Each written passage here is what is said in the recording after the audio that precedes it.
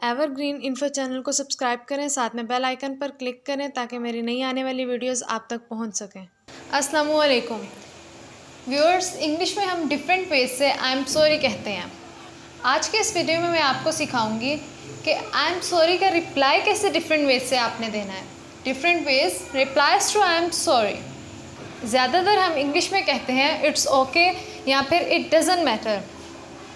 मैंने आज इस वीडियो में इन दोनों फ्रेजेस को हटाकर इनसे नए फ्रेजेस डाले हैं जिनके ज़रिए से हम आई एम सॉरी का रिप्लाई दे सकते हैं।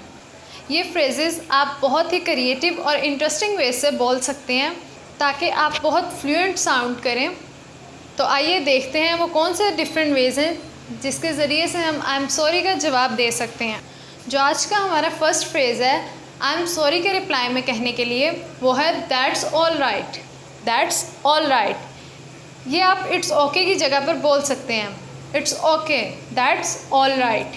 दोनों में से आप कोई भी वर्ड इस्तेमाल कर सकते हैं, मगर दैट्स ऑल राइट ये एक अच्छा इंप्रेशन डालता है। इट्स ओके एक बहुत ही कॉमन सा फ्रेज़ है।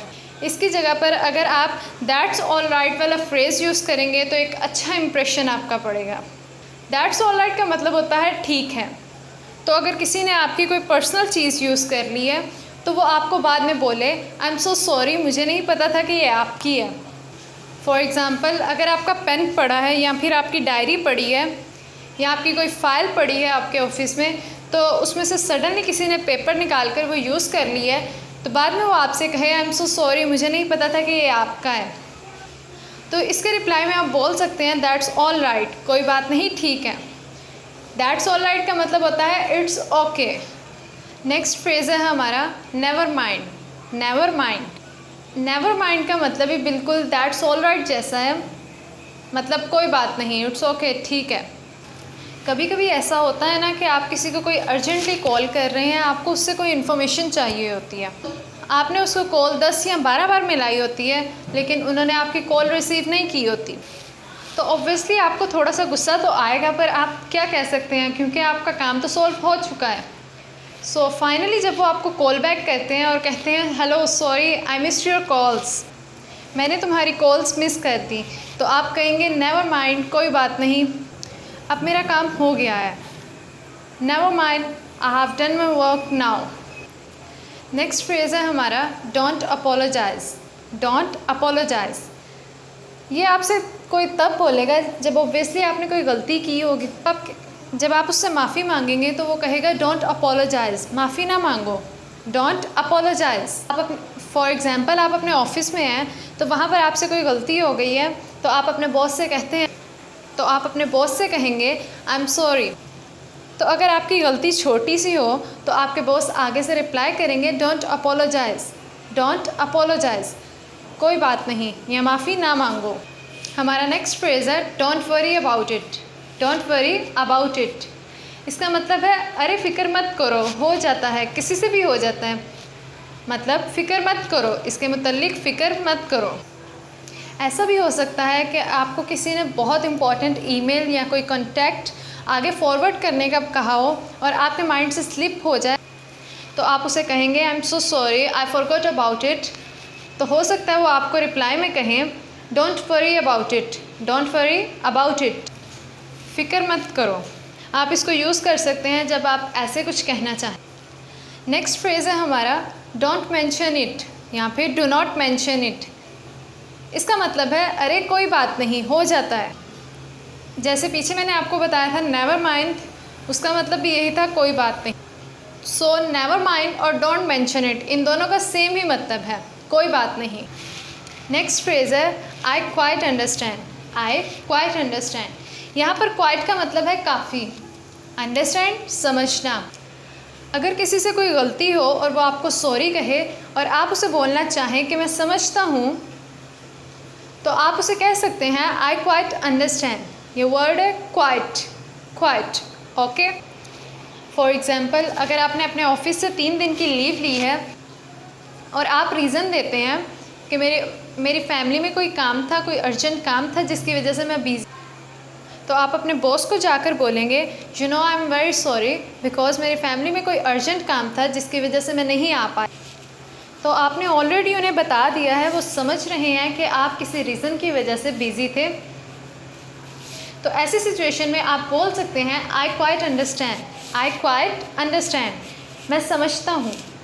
जैसे हम उर्दू में कहते हैं ना, कोई बात नहीं, मैं समझता हूँ। नेक्स्ट फ्रेज़ है हमारा you couldn't help it, you couldn't help it.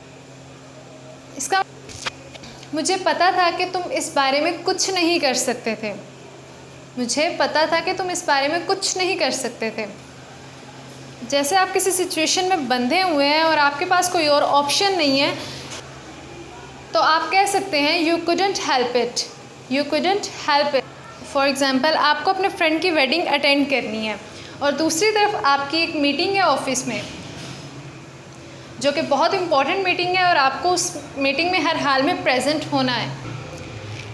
तो आप अपने फ्रेंड को बताते हैं कि मुझे एक मीटिंग, कि मेरे ऑफिस में मीटिंग है जो कि बहुत इम्पॉर्टेंट है और मुझे उस मीटिंग में हर हाल में प्रेजेंट होना है।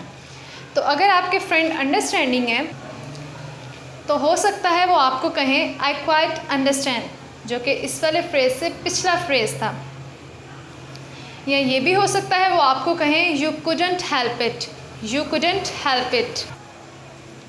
एक चीज़ यहाँ पर समझना बहुत इम्पॉर्टेंट है कि कुडंट का वर्ड हम पास्ट के लिए इस्तेमाल, आप जिस गलती के लिए उससे सॉरी कह रहे हैं वो गलती आप पहले कर चुके हैं पास्ट में। वो अगर आपने अपने फ्रेंड की वेडिंग अटेंड नहीं की और आप उसकी वेडिंग के बाद उससे मिल रहे हैं या 1 मंथ बाद मिल रहे हैं, तो वो कहेगा यू कुडंट हेल्प इट। याद रखिएगा, ये वाला फ्रेज़ आप फ्यूचर या प्रेजेंट की गलती के लिए इस्तेमाल नहीं कर सकते, ये सिर्फ पास्ट के लिए है। नेक्स्ट फ्रेज़ है forget about it, forget about it, जिसका मतलब है इसे भूल जाओ। फॉर एग्ज़ाम्पल, आपसे अपने किसी फ्रेंड के फ़ोन से उसकी कोई इम्पॉर्टेंट पिक या कोई इम्पॉर्टेंट डाटा डिलीट हो गया है या उसका कोई फेवरेट म्यूज़िक आपसे डिलीट हो गया है, तो आप उसे सॉरी कहेंगे। तो ये ज़्यादा बड़ी मिस्टेक तो हो सकता है आपका फ्रेंड आपसे कहे it's okay forget about it, कोई बात नहीं, इसे भूल जाओ, जो हो गया सो हो गया।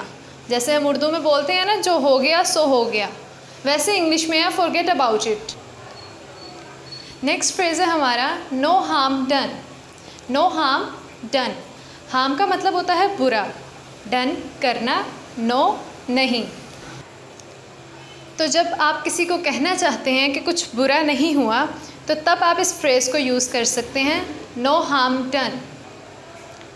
जैसे हमने पीछे फ्रेजेस में देखा डोंट मेंशन इट, तो जैसे हमने पीछे फ्रेज़ में देखा था, उधर एक था don't mention it, don't mention it. Don't mention it और नो हार्म डन, इन दोनों का तकरीबन सेम ही, ये एक दूसरे के सिमिलर हैं। मतलब कुछ नहीं हुआ, कोई बात नहीं, आगे बढ़ते हैं। आज का हमारा लास्ट फ्रेज़ है अपोलॉजी एक्सेप्टेड, अपोलॉजी एक्सेप्टेड। जैसे हमने पीछे एक फ्रेज़ देखा था डोंट अपोलोजाइज़, डोंट अपोलोजाइज़, ये भी बिल्कुल वैसे ही है।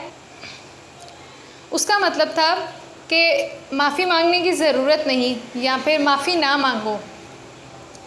अपोलॉजी एक्सेप्टेड का मतलब है आपकी माफ़ी को कबूल कर लिया गया है। वहाँ पर मैंने आपको एग्ज़ाम्पल दी थी कि फॉर एग्ज़ाम्पल अगर आप अपने ऑफिस में हैं, वहाँ पर आपसे सडनली कोई मिस्टेक हो जाती है, तो आप अपने बॉस से सॉरी कहते हैं। अगर आपकी मिस्टेक छोटी है, छोटी आपने मिस्टेक की है, तो आपके बॉस आगे से रिप्लाई करेंगे डोंट अपोलोजाइज़, माफ़ी मांगने की ज़रूरत नहीं या फिर माफ़ी ना मांगो। अगर आपने कोई बड़ी मिस्टेक कर दी है, ऐसी गलती कर दी है जो छोटी नहीं है, उस पर अगर आप माफ़ी मांगे तो हो सकता है आपके बॉस बोलें अपोलॉजी एक्सेप्टेड, अपोलॉजी एक्सेप्टेड, यानी कि आपकी माफ़ी को कबूल कर लिया गया है। ये थे वो different ways I am sorry के रिप्लाई देने के लिए। ये सारे बहुत ही ज़्यादा यूज़फुल हैं, आप इनका इस्तेमाल अपनी डेली लाइफ में करें। इसके इस्तेमाल से आप अपनी लैंग्वेज तो इम्प्रूव करेंगे, उसके साथ साथ आप अगले इंसान पर अपना एक अच्छा इम्प्रेशन डालेंगे।